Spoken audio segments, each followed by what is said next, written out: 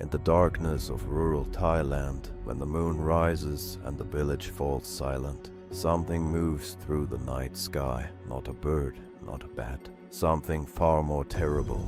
It appears as the head of a young and beautiful woman floating through the air with her internal organs hanging below. A vicious creature driven by extreme hunger and thirst, active throughout the night.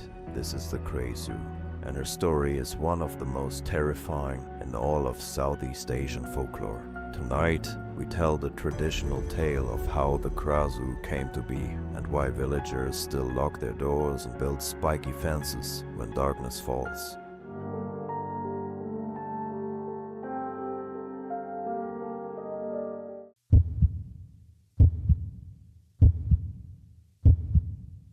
The legend of the Krasue, a cursed sorceress spirit, is deeply rooted in the rich tapestry of Southeast Asian oral traditions, passed down through generations across Thailand, Cambodia, and beyond. Long ago, in a small village nestled in the northern hills of Siam, there lived a woman named Nare. She was known throughout the land for her extraordinary beauty, skin like porcelain, hair like flowing silk, and eyes that could captivate any man who gazed upon them.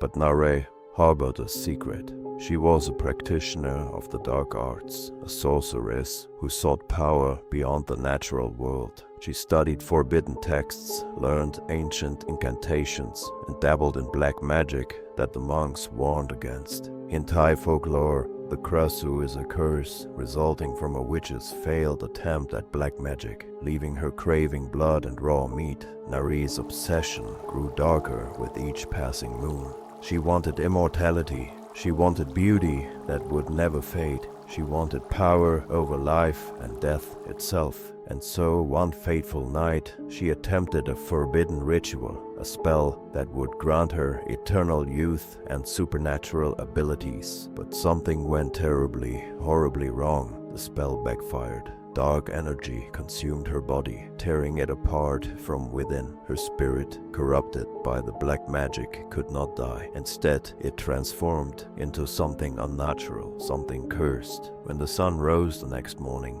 Nare's body lay still in her home, seemingly lifeless. But when darkness fell again, her head separated from her body, her internal organs trailing behind, glowing with an eerie greenish light. The first Krasue had been born.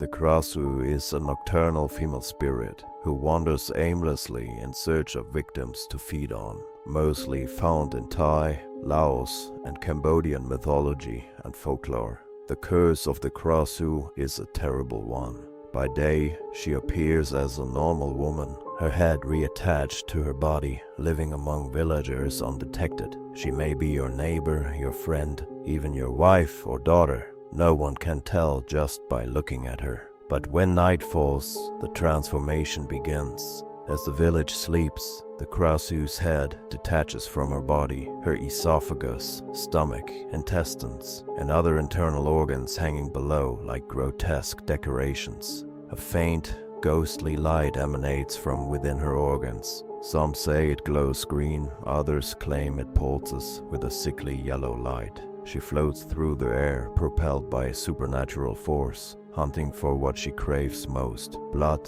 and raw flesh. The Krasue's hunger is insatiable. She preys on pregnant women, seeking to devour unborn children. She attacks livestock, draining the blood and consuming their organs. She feeds on human waste, placenta, and any source of fresh blood she can find. There is a legend that people who are wounded should be aware of the Krasue because it can smell the blood and will come to eat the blood at night when people fall asleep. Her senses are supernatural. She can smell blood from miles away. A woman in childbirth, a farmer with a fresh cut, an animal wounded in the forest, all become targets for her terrible hunger. But the most horrifying aspect of the Krasue is this: she must return to her body before dawn. If the sun rises while she is still separated, she will die in agony, and so every night becomes a race against time. Hunt, feed, and return before the first light touches the horizon.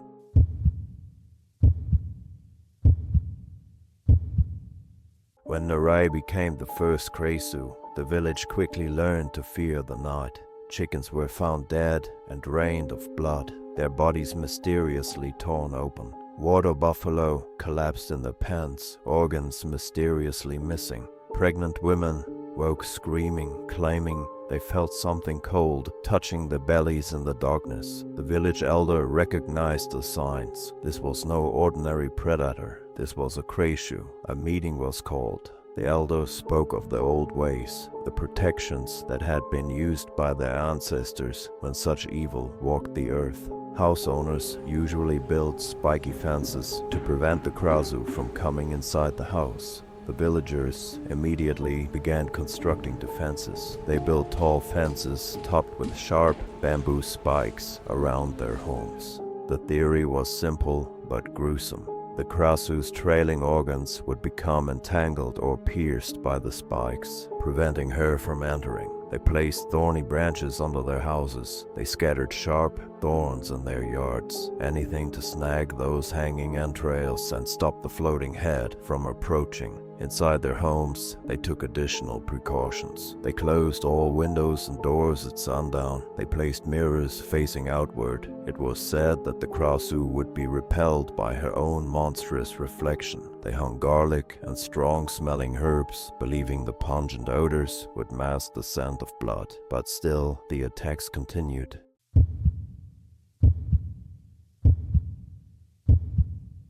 The village could not live in fear forever. A group of brave men decided to hunt the Krasue and destroy her once and for all. But hunting a Krasue is nearly impossible. By day, she looks like an ordinary woman. The curse leaves no visible mark on her physical form. She could be anyone. The hunters needed a plan. The elder told them the secret.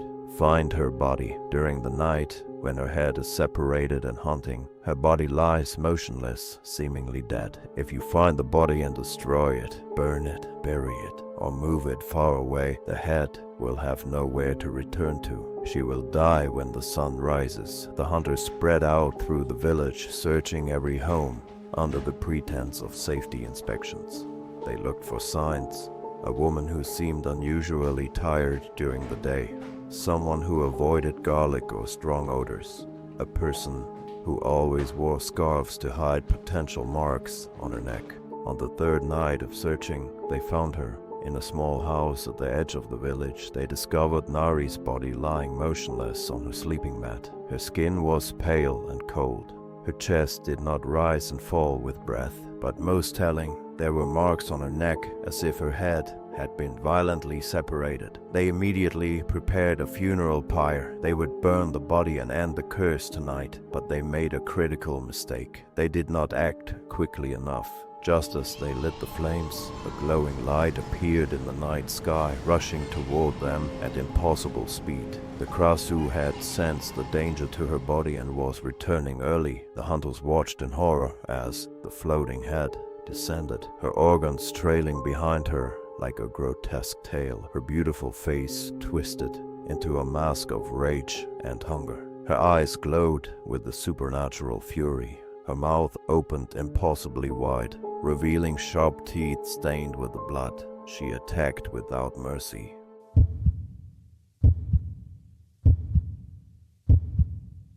The village men fought bravely, but how do you fight a flying head? Weapons passed harmlessly through her ethereal form. She swept through them like a vengeful spirit, her organs lashing out like whips, knocking men aside. In the chaos, she reached her body and reunited with it just as the flames began to consume the mat beneath her. She rose, fully whole again, and fled into the night, disappearing into the forest. The hunters had failed, and they had made an enemy of something far more dangerous than they imagined. From that night forward, the Krasue's attacks became more vicious. She no longer simply fed on livestock. Now she sought revenge on those who had tried to destroy her. Children disappeared from their beds. Pregnant women miscarried mysteriously. Men who had participated in the hunt died under strange circumstances, found drained of blood, organs mysteriously missing, expressions of absolute terror frozen on their faces. The village elder made a terrible decision. They could not destroy the Krasue, so they would have to appease her. They began leaving offerings for her: raw meat, blood from slaughtered animals, rice mixed with fish sauce. They hoped that if they fed her, she would leave the villagers alone. It worked, partially. The Krasue accepted the offerings. The direct attacks on villagers decreased, but she never stopped hunting entirely. She simply became more careful, more selective, taking victims from travelers passing through, from neighboring villages, from those who forgot to take proper precautions, and the curse spread. Other women, desperate for beauty or power, attempted the same black magic ritual that had transformed Nari. Some succeeded, only in cursing themselves, creating more Krasue. Others taught their daughters the dark arts, passing the curse through generations. Many sightings are still being reported each year in rural areas, with people blaming Krasue activity for mysterious livestock deaths making headlines.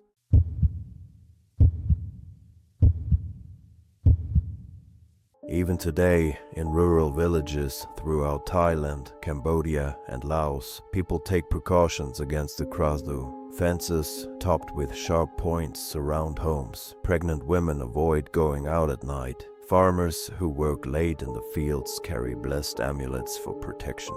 In the past few years, there have been news about villages setting up night patrol squads after a reported Krasue sighting, an attempt at keeping villagers at ease from this terrifying news.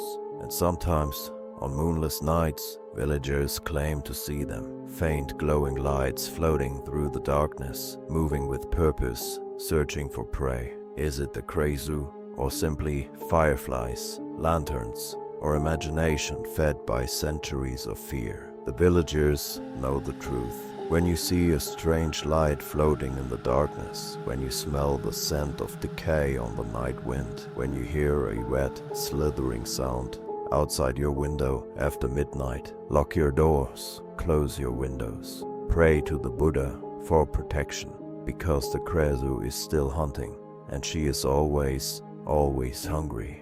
The legend of the Krasue remains one of Thailand's most enduring and terrifying folktales, a reminder that some hungers can never be satisfied and some curses can never be broken.